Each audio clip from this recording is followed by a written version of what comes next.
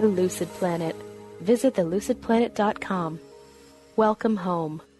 Welcome back to Business Game Changers. I'm Sarah Westall, and we are rejoining with Keith Singer, the former NYPD commanding officer. And that heroin epidemic is being caused because the government is not securing that southern border all too well. So we are getting a tremendous amount of heroin that's coming into this country.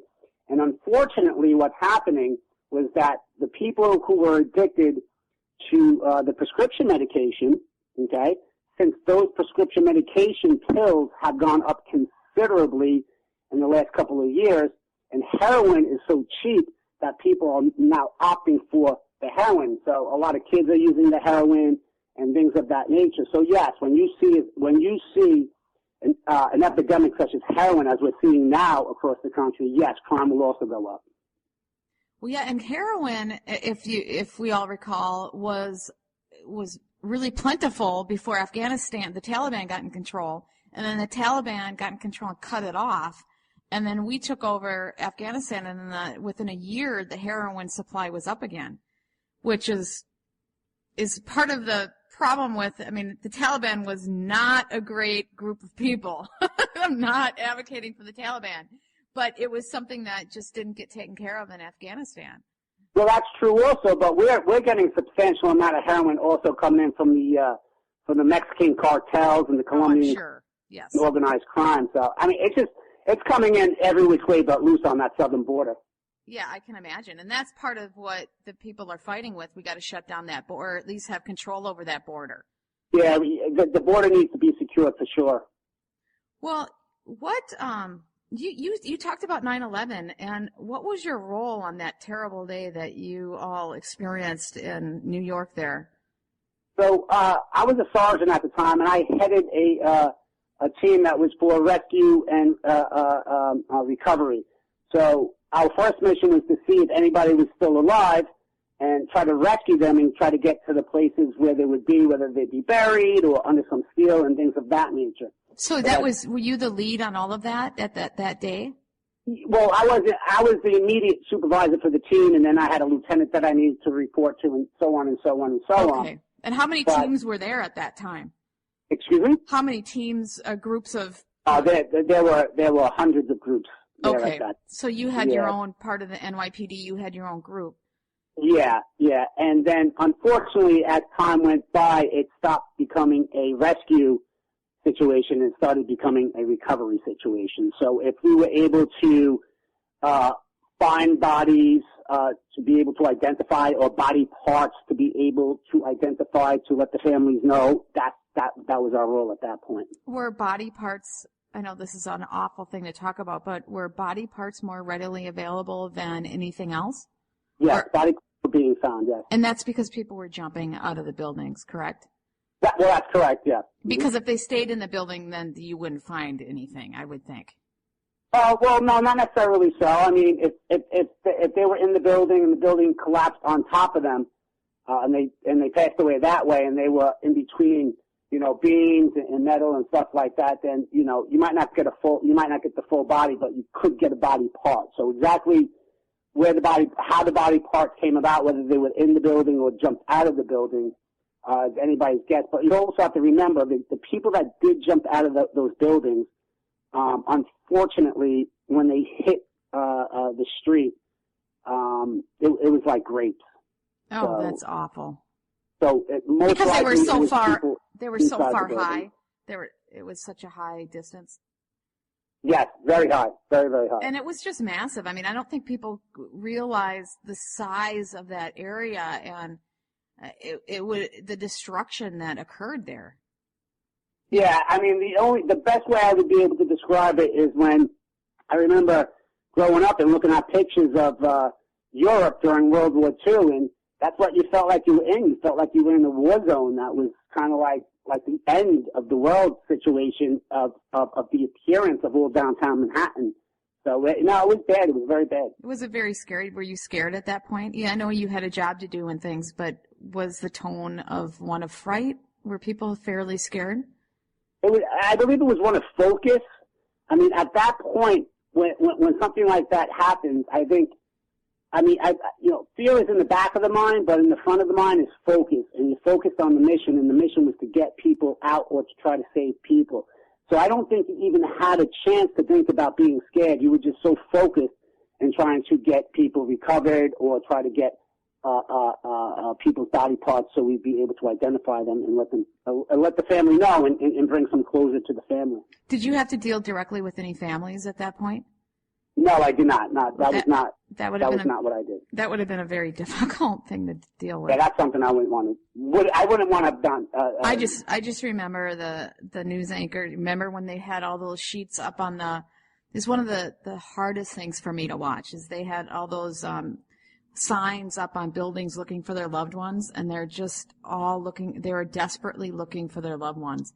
And I remember a CNN anchor, and I can't remember her name at this point, but she was interviewing the people, and she just lost it and started crying on air because it was, and I can see why she did. It was, these people were just so badly wanted to find their loved ones.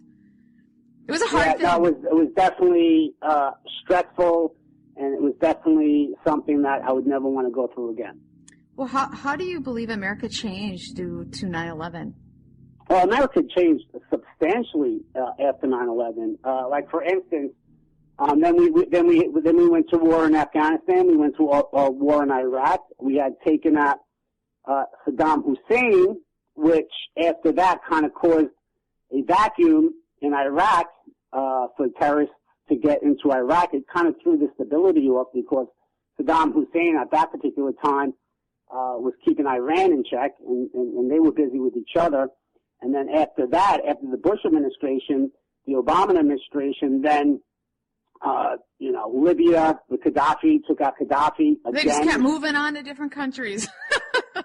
Just taking out, now I'm not saying that Saddam Hussein and Gaddafi are nice people, don't get me wrong. However, when you take these people out, you have to understand what you might get in place of them is not much better. Well, we got to think of what the consequences are of what we're trying to do. Because I know when we went into Iraq, we were very, very, very good at taking out, going in there on military combat. But we were dismally, we were just dismal and awful at dealing with the consequences afterwards and restructuring and putting something back into place. And in fact, we were so bad we put in, people who just graduate from college to figure out their whole transit system and things like that.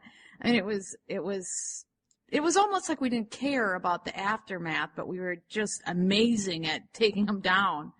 And that's something that we need to improve on if we really, that's national security. If you're not good at doing all that stuff, then you're exposing yourself to even more risk. Oh, without a doubt. I mean, in something like that, you have to take each step into consideration.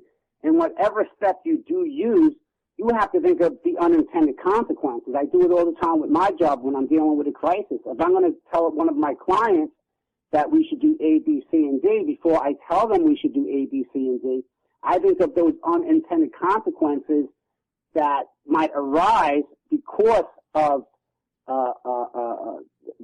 the plan that I have or the things I'm telling my clients to do. But that's exactly what you do, right? I mean, the big bulk of your job is figuring out what the consequences of this stuff. It's not always a direct, easy solution.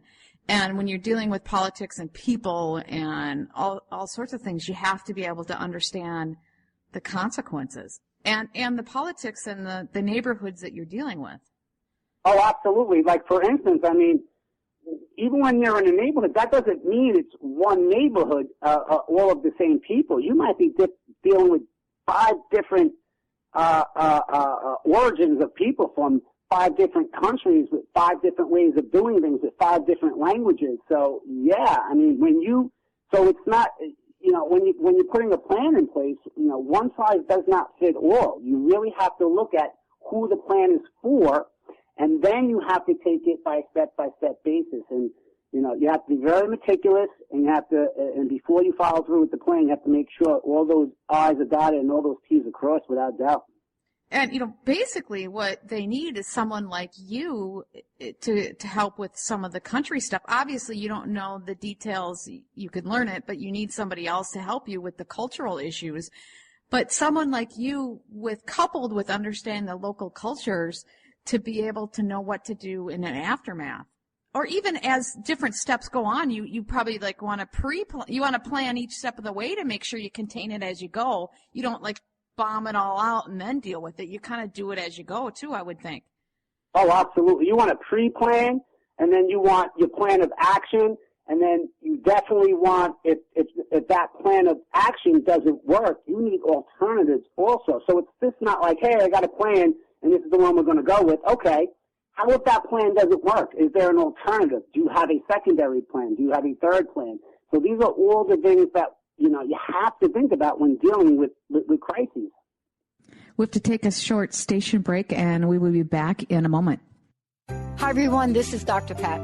The ancient Inca root vegetable maca is world-renowned for its wide array of health benefits. As a family-run company of true maca specialists, the maca team's mission is to provide you with fresh, organic, premium quality maca powders at a fair price. Amazing. All of the products are always organically grown, fair-traded, GMO-free, fresh, and potent. So don't take my word for it. Experience the life-changing benefits of maca today. Visit themacateam.com. There are so many resources out there for meditation. But did you know that Atana's Heart Earth Healing Meditation is available for you for free? Yes, that's right. You can receive this free healing meditation today from Atana Badili. All you need to do is visit his website, atanamethod.com. That's ATAANA method.com, and sign up.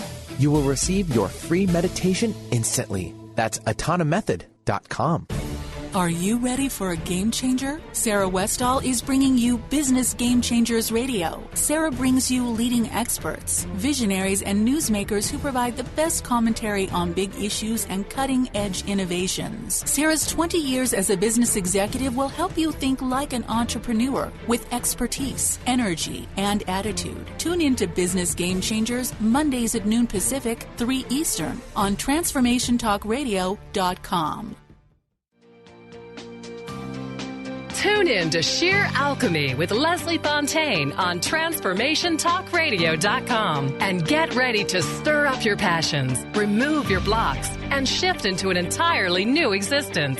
Speaker, teacher, channel, clairvoyant, Leslie Fontaine is a transformation catalyst who channels a powerful energy from source to catapult listeners into living the life they were born to live. Whether it's shifting from scarcity to abundance, from emotional pain into joy, or from illness into health, Leslie will help you step into the true essence and power of all that you are with the help of the Ascended Masters and Archangels. You will not be the same. Visit TransformationTalkRadio.com for show dates and times, and LeslieFontaine.com to say yes to explosive abundance.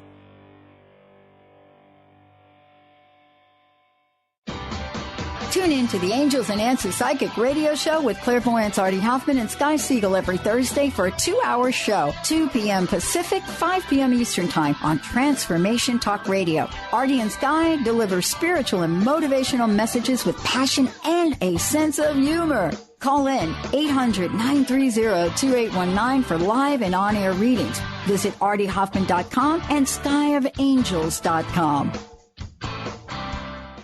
Welcome back to Business Game Changers. I'm Sarah Westall, and we are rejoining with Keith Singer, the former NYPD commanding officer. Yeah, well, it's just so important because then the crisis turns into a bigger crisis, right? So that's the whole thing.